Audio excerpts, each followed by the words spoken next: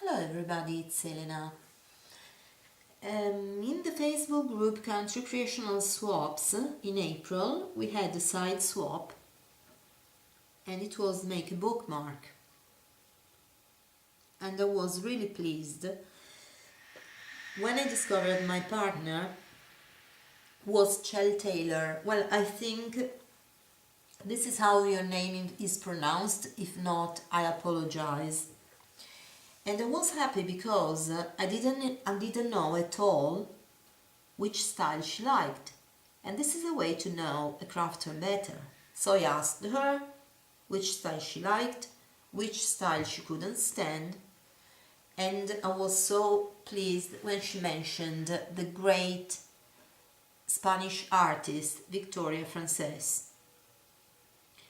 She makes dark paintings of dark subjects. They are not even gothic. Well, let me show you the images I found on Pinterest. I printed out two images, one for the bookmark, one for the card. And first of all, I built up the bookmark using 2 layers of not very sturdy cardstock, and on the back I added this piece of paper which comes from this pad by Studio Light. It's called Industrial 2.0. I choose the image of this rundown wall because there are some colors like greenish and sandy, which matches the image on the front. You'll see in a minute. Between the layers I added some dangles with some bindings and ribbon. This one comes from the front, and I added a peg here so Chell can pin one page or more than one. And on the front, the first thing I made was cover the whole heart with a very textured and embroidered genuine vintage lace from a curtain, because I wanted the image not to be flat at all.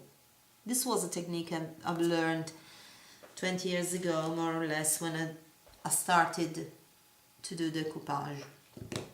So when you have a raised background and you have a paper image, or even an image printed on fabric, it doesn't matter. Well, you use a very liquid glue meant for decoupage on fabric, and it is also a sealer. So I went over the image because it's liquid. You don't need to glue the image on the back.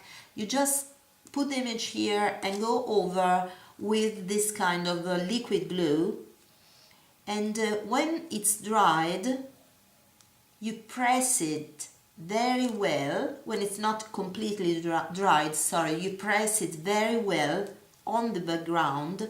So as you can see, this is flatter, this is bumpy and raised, and the image comes out more dimensional, and it adheres perfectly to the base. I mean, these are not air bubbles. It is made on purpose. And then you go over with another coat of the same glue to seal the image, so if you touch it you don't leave stains and the paper doesn't rip. Then I went around the image by putting this little pink flower, and in the center I put how can I say, I can't find the word, a piece of glass, it's a glass bead. I tried to pick up the colors of the image. You see it's like greenish, the image is quite dark, you can't see it, but the girl has a torn dress and she's crying blood, and that's why I added some burgundy, some binding, but it is a girl nevertheless. So there are 2 touches of pink, the ribbon, and this tiny flower. Then on top I added this metal piece. So when you use the bookmark, you don't have to touch it all the time. You can take it from here and put it between the pages of the book if you want.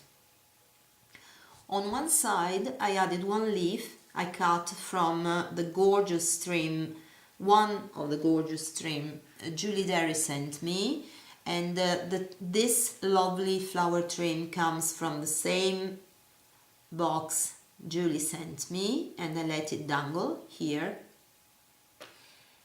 And on the other side, and on the card too, you'll see it later, I've used this. This is the genuine vintage wonderful lace I destroyed 1 or 2 years ago, I don't remember. And I took a piece of it, I stained it with 3 different inks by Tim Holtz, just to have colors, just to have to look it, to make this lace look really, how can I say, really like the dress of the girl, really shabby and torn. And I stained it with these 3 colors, so, and they pick up the colors of the image. One last thing I did, because the bookmark was quite thick, I went over the thickness here and here up until here with some twine, just to finish it off nicely. So this is my bookmark, and the card has the same style because I've used a plain card. I distressed everything with a dark, it is called Velvet Purple, I don't remember the name actually, but it's by Tim Holtz, and it is a dark purple ink, and I distressed everything inside and outside with this ink because the image I choose has a hint of purple in it. Again, the girl has a very torn and shabby dress, so I went around with the same lace I showed you before. It was stained as well, and yes, this time I added a bit more purple, I don't know if the camera picks it up, and this is the card. Actually, I liked how they turned out, they match my style as well, and I do hope Chell likes them. Thank you very much for watching, have a wonderful day, bye bye.